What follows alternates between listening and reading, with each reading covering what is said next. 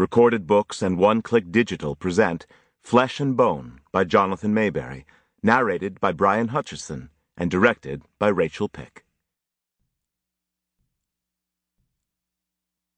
Part 1. A Fall of Angels. A quote from John Bright from a speech to Parliament, February 23, 1855. The angel of death has been abroad throughout the land. You may almost hear the beating of his wings.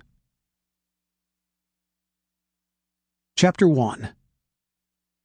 Benny Imura thought, I'm going to die.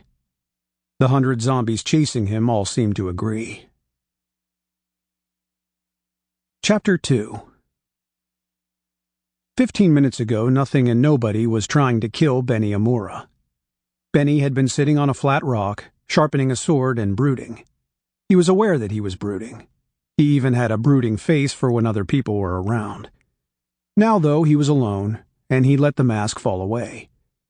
When he was alone, the melancholy musings were deeper, more useful, but also less fun. When you're alone, you can't crack a joke to make the moment feel better. There were very few moments that felt good to Benny. Not anymore, not since leaving home. He was a mile from where he and his friends had camped in a forest of desert trees deep in southern Nevada.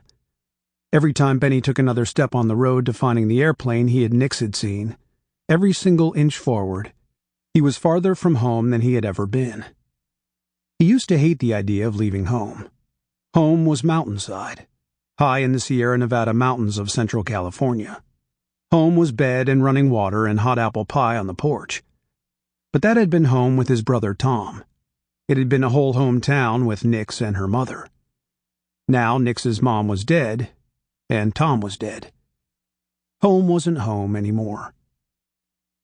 As the road had unrolled itself in front of Benny, Nix, Chong, and Lilah, and melted into memory behind, the vast world out here had stopped being something ugly, something to fear.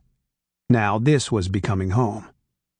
Benny wasn't sure he liked it, but he felt in some strange way that it was what he needed, and maybe even what he deserved. No comforts, no safe haven.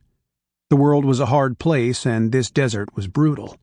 And Benny knew that if he was going to survive in the world, then he would have to become much tougher than he was. Tougher even than Tom, because Tom had fallen. He brooded on this as he sat on his rock and carefully sharpened the long sword, the kami katana that had once belonged to Tom. Sharpening a sword was an appropriate task while brooding. The blade had to be cared for, and that required focus, and a focused mind was more agile when climbing through the obstacle course of thoughts and... Sample complete.